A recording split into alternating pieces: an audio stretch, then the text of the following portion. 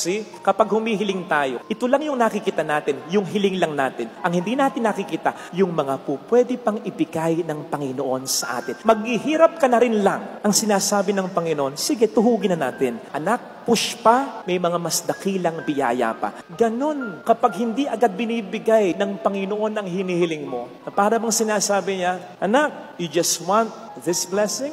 Mas marami ang gusto kong iparanas sa iyong blessings. Tiyagaan mo pa. Ang gusto ng Diyos para sa atin is not just a good life, not even a better life, but the best kind of life. Kapatid, push! Kahit parang tahimik ang Diyos. Kasi kahit tahimik ang Diyos, may ginagawa ang Diyos. Psalm 121 verse 3, hindi natutulog ang Diyos. Kaya kahit tahimik ang Diyos, may ginagawang mabuti, may nilulutong maganda para sa iyo ang Diyos. And so kahit tahimik ang Diyos, push!